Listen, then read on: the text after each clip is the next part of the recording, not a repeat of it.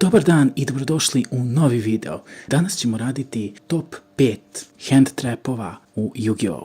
Za početak, kao i uvek, želimo da vam se zahvalimo na sjajnoj podršci jer smo prešli preko 900 subscribera. Naravno, ne mislimo da se zaustavimo ovdje, tako da ćemo nastaviti sa dobrim radom čisto radi vas jer ste vi to zaista zaslužili. Ali najprije, hajde da se bacimo na sam sadržaj klipa. Počet ćemo od 5. mesta.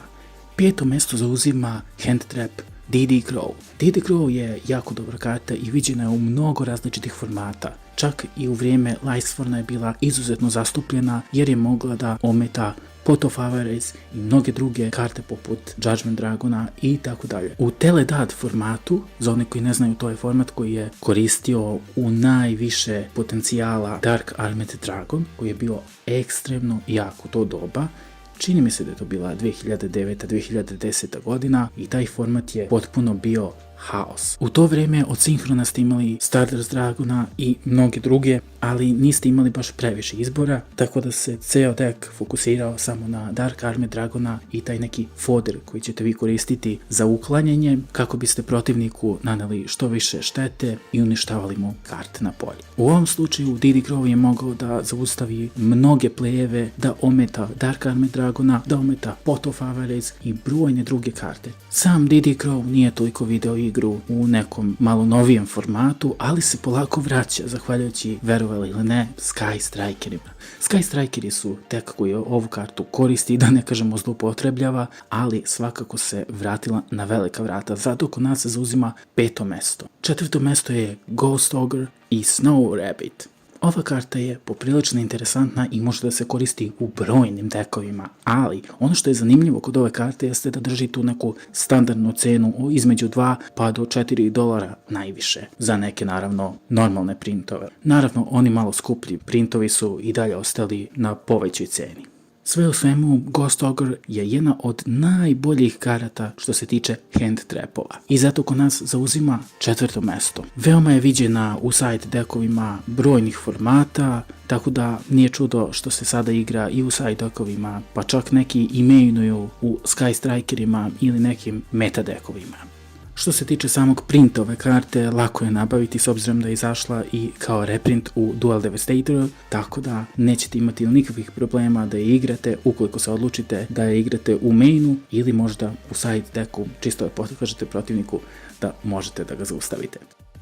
3. mesto. 3. mesto zauzima Effect Veiler, jedna od najpopularnijih karata kroz brojne formate. Ono što je karakteristično za Effect Veilera jeste da je Spellcaster level 1 i naravno da je tuner, što vam otvara ogromne mogućnosti i da sinhro prizivate, i da negirate efekte, i da koristite samog Effect Veilera za brojne stvari, tako da stvarno karta je fenomenalna i može da se koristi čak i u kombinaciji sa 1 for 1, tako da možete direktno iz deka da je pozovete. Sama karta je izašla u Duelist Revolution, tako da je baš bilo interesantno gledati sam napredak iste i naravno doživjela je brojne reprinte od Commona do Ultimate Rare koji se sada poprilično kreće visoko što se tiče cene. Sve u svemu, Effect Veiler je bio i bit će i sada je trenutno jedna od najigranijih hand trapova, kako u Sky Strikerima, tako i u brojnim dekovima koji igraju protiv njih. Zato na našoj listi ova karta zauzima visoko 3. mesto. 2. mesto zauzima jedna od najpopularnijih karata u današnjoj meti, a to je Ghost Spell i Haunted Mansion. Ono što je karakteristično za ovu kartu jeste da je sada već $5, negde se kreće i do $7, što je sasvim ok šta ova karta nudi. Inače, ova karta kao i Ghost Ogre i mnoge druge mogu da ometaju protivnika da koristi groblje, što je u trenutnoj meti itekako bitno, ali i u prethodnim formatima imali ste te neke prilike da vidite brojne dekove koji su zasnovani na korišćenju Grave-a. Drugim rečima, ne postoji nijedan profesionalni igrač koji će vam reći nemoj to da igraš. Ukoliko se ova karta ne koristi u mainu, koristi se u sajdu, tako da nikada, apsolutno nikada nećete doći u priliku da vam je ona zapravo beskorisna. Nema šanse. Kao i mnogi drugi hand trapovi, i ova karta je našla svoje mesto u reprint verziji u Duel Devastatoru, što je također omogućilo i onim ljudima koji nemaju mnogo novca da priušte istu, da mogu da je koriste i na turnirskom nivou i na casual.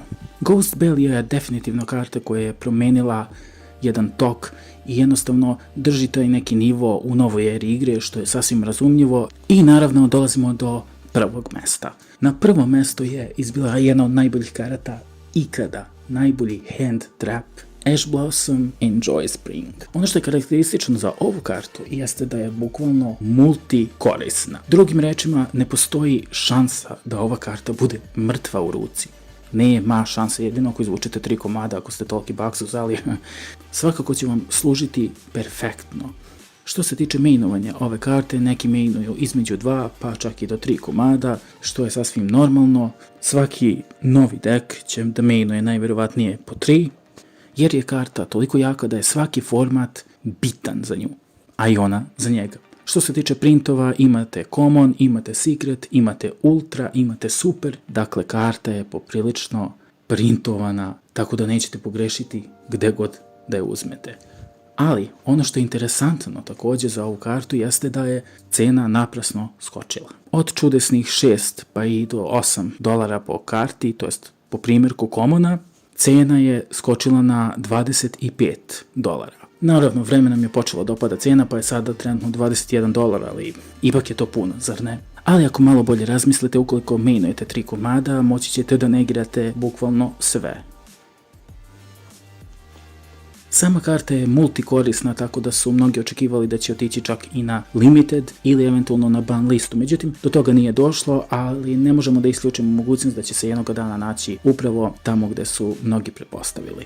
Bilo kako bilo, Ash Blossom Enjoy Spring zauzima veoma bitno mesto u meti i tako će i ostati i u budućnosti. Naravno, mi vama preporučujemo da držite između 2 i 3 komada po deku, ali ukoliko želite da držite i 3 pa i 0, bit će sasvim razumno, možda imate neku bolju zamenu, ali budite sigurni da ukoliko držite 2 ili 3 komada, vaš dek će biti potpuno kontrolisan, izbalansiran i moći ćete da držite celu igru, to je ceo meč pod kontrolom. Što se tiče samih dekova, ova karta se najčešće sreće u Salamangreat, sreće se u Sky Strikerima, sreće se u Orkustima i ostalim dekovima koji su u top meta vrhu. Ali to ne znači da vi ne možete ovu kartu da mainujete u nekom casual deku, ali imajte na umu da će vas to koštati.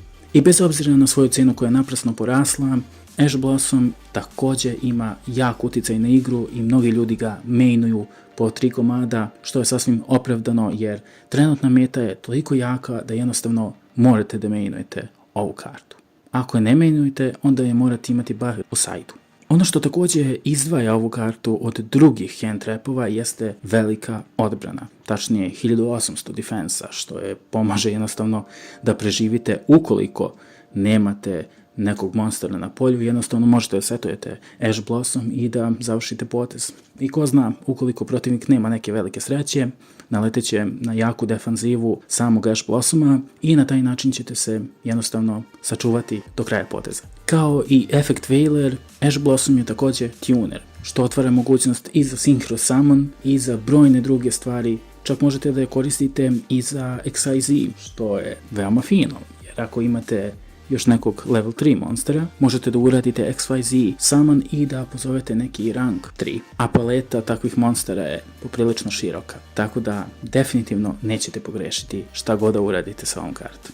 Bilo kako bilo, svih 5 pomenutih karata imaju svoj kvalitet, svoje značenje i svoje primjene u samoj igri koje su od koristi apsolutno svim igračima, tako da je ovo bila neka optimalna lista našeg mišljenja i naših preporuka šta zaista trebate da igrate u trenutnom formatu.